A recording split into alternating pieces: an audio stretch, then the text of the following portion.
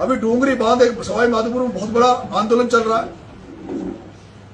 मैं यात्रा को छोड़ के तो उसमें नहीं आ सकता, क्योंकि यात्रा मैं सुबह चालू करता हूं। लेकिन जिस दिन डूंगरी बांध को लेकर अंतिम फैसले की डेट तय कर जो भी वहां आंदोलन करता है, जो भी क्षेत्र गांव के लोग हैं, वो ये फैसला करे, तय करे कि आज हम ये कर रहे हैं और आज हम फैसला लेंगे। क्योंकि आपने पहले पंचायत करी, अभी आपकी 27 तारीख को पंचायत है। मैं चाहूंगा ज्यादा से ज्यादा लोग इस 27 तारीख की पंचायत में पहुंचे और 27 तारीख की पंचायत में ही आर पार की लड़ाई की घोषणा करते हुए मुख्यमंत्री को चेतावनी देते हुए एक डेट तय कर लें। और मैं तो ये कहता हूं कि जो नगर फोर्ट में जो रैली की जो सभा करने वाला हूं, उस दिन को ही तय कर ले और उसका प्रचार प्रसार चालू कर दे।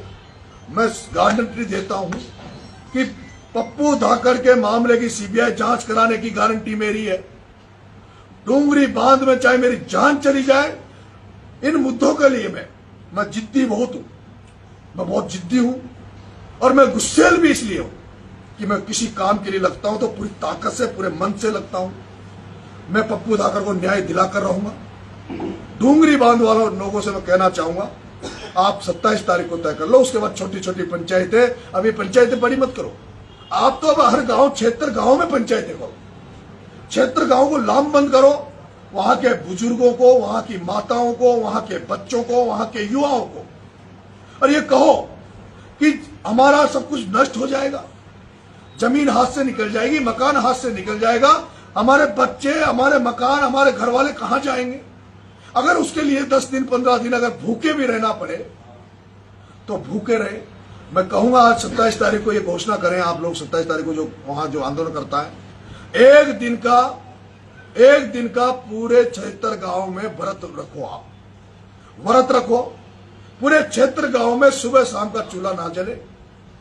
और उसका जो मैसेज जाएगा, इससे यह होगा कि हर व्यक्ति आपके इस आंदोलन से जुड़ जाएगा।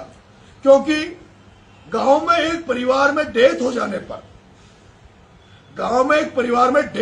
पर, गांव में चूल्हे नहीं जलते, तो क्षेत्र गांव के लाखों लोगों की जीवन मरण का मामला है, लाखों लोगों के मरने का मामला है।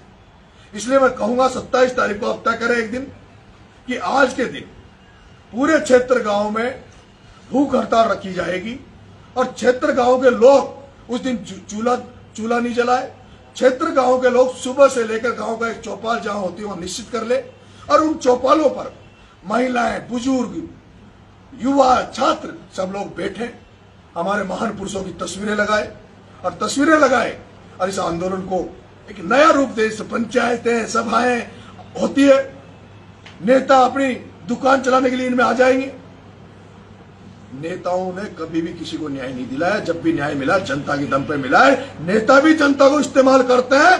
नेताओं को जहां लगता है कि यहां भीड़ हो रही है, वहां नेता जाते हैं, बिना भीड़ के नेता नहीं जाते। इसलिए मैं कहता हूं, डूंगरी बांध के मामले में किसी के आगे हाथ फैलाने की जरूरत नहीं है, किसी के आगे गिड़गिड़ाने की जरूरत नहीं है। क्षेत्र गांव के जो पटेल हैं, हर गांव से 5 पटेल सेलेक्ट कर लो, 5 पटेल सेलेक्ट कर लो, सर्व समाज को साथ लेते हुए वो 5 पटेल जो कमेटियां बनेगी, मैं कहता हूं डूंगरी बांध तो बचेगा ही बचेगा। इस बहाने जो मेरी एक मुहिम चल रही है, जो मुहिम नशा मुक्त राजस्थान बनाने की, जो मुहिम मिलाखोरी की, इसमें जब आप बोलोगे तो और तो नहीं, लेकिन ये नशा भी आपके एरिया में जो फैल रहा है, डूंगरी एरिया में, सपोर्टरा के आसपास, और जिस तरह से लोग गांव बर्बाद हो रहे हैं, उसका भी इसमें रखो ताकि जन चेतना आए।